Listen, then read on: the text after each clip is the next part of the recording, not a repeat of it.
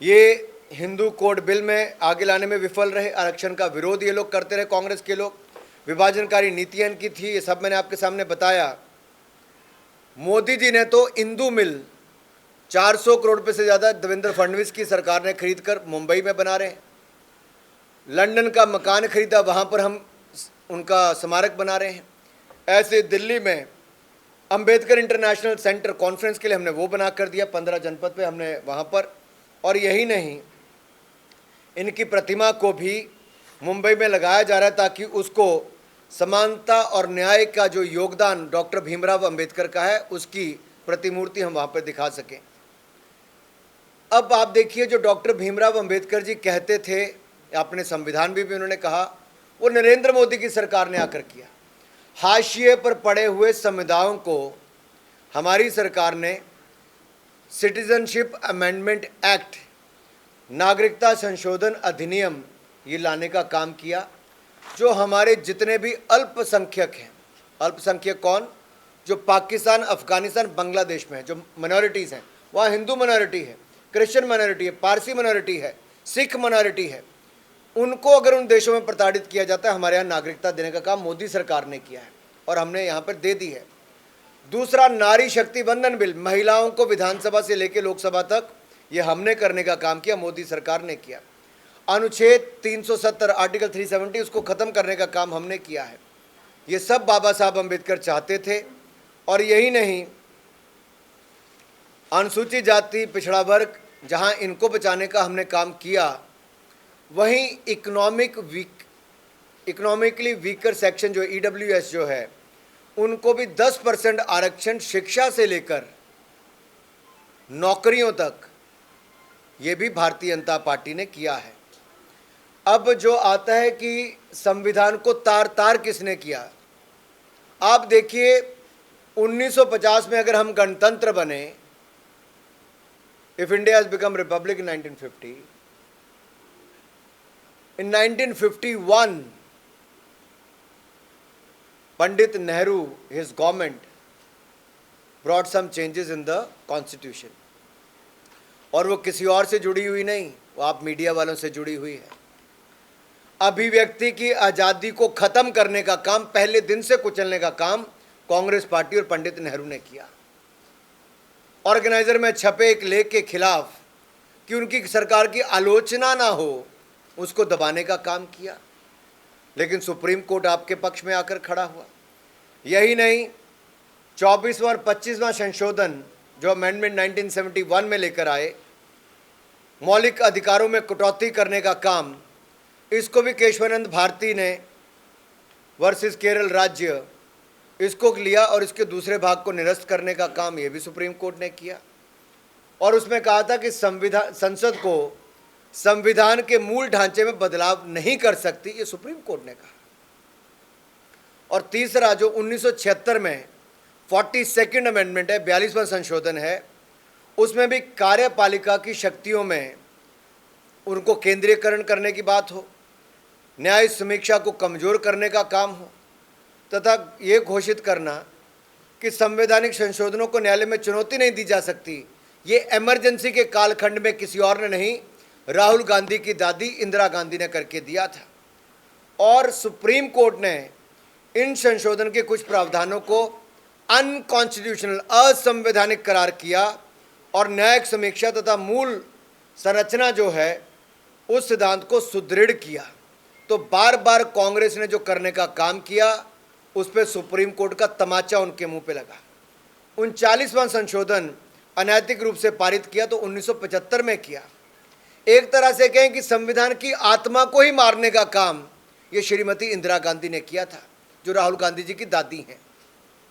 और यही नहीं, आप देखिए 7 अगस्त को 39वां संशोधन ये लोकसभा में बिना किसी बहस के पारित कर दिया और उसके बाद राज्यसभा में शीघ्र इसको अनुमति प्रदान कर दी गई, वहाँ स्वीकृति मिल गई।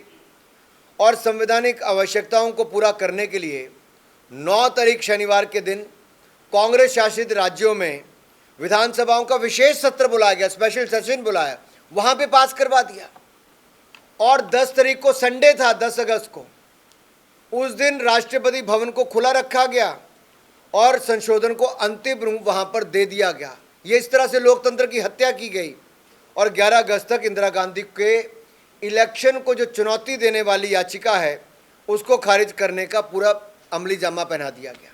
ये कांग्रेस है जो संविधान को तार तार करती थी, और राहुल गांधी जी वो हैं जिनके पूरे परिवार, जी भाई साहब उस पर मंडल कमीशन पे भी आऊँ, वो जब रिजर्वेशन की बात करेंगे तब, तो ये राहुल गांधी जी जो संविधान को तार तार करने की बात करते हैं, इनके परिवार ने किया है।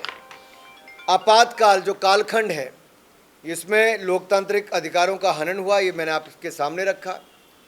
अब आर्टिकल 356, इसका दुरुपयोग किसने किया? सरकारें गिराने में 88 टाइम्स कांग्रेस ने सरकारें गिराई हैं।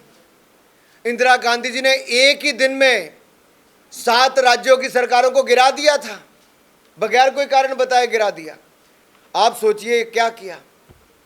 और यही नहीं, और ये कब किया? 17 फरवरी 1980 को इंदिरा गांधी जी ने। लेकिन जहां तक महिलाओं को अधिकार देने की बात थी तो शाहबानो केस में राजीव गांधी जी मुकर गए, लेकिन नरेंद्र मोदी जी ने ट्रिपल तलाक कानून लेकर आए और वहीं पे नारी शक्ति वंदन बिल लेकर आए। महिलाओं के हक में जहां एक और मोदी सरकार खड़ी हुई, दूसरी ओर कांग्रेस ने महिलाओं के अधिकार छीने हैं। कांग्रेस ने तो एक महिला ने इमरजेंसी लागू की, इंदिरा गांधी ने। जब सोनिया गांधी जी आई तो उसने नेशनल एडवाइजरी काउंसिल बनाकर मनमोहन सिंह जी के प्रधानमंत्री के अधिकार लेके भी सुपर प्राइम मिनिस्टर बन के वो खड़ी हो गई। ये कांग्रेस है। यही नहीं, मैं आपको एक और बात कहना चाहता हूँ। अब वो बोलेंगे कि भाजपा ने भी संशोधन किए। जी हाँ, हमने किए, लेकिन किस लिए किए? राष्ट्रहित में किए।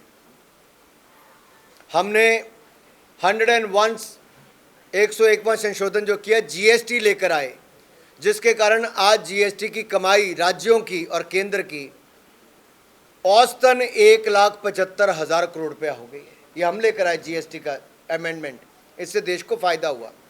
दूसरा हम अमेंडमेंट लेकर आए ओबीसी कमीशन को संवैधानिक दर्जा देने का। इससे जो वर्षों पुरानी मांग थी वो हमने पूरी की है नरेंद्र मोदी की सरकार ने। तीसरा हम 10% आरक्षण लेकर आए इकोनॉमिक वीकर सेक्शन को एजुकेशन एंड एम्प्लॉयमेंट में। ये वर्षों पुरानी मांग थी, हमने पूरी की। और चौथा 106 अमेंडमेंट हम लेकर आए 33% रिजर्वेशन फॉर वुमेन।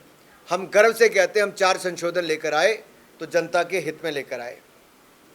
वैसे ही ऐतिहासिक सुधार हमने 370A आर्टिकल उसको ख़त्म करके किया है और ट्रिपल तलाक नया कानून बना के किया है और सीए जैसे कानून बनाकर हमने ये किया है।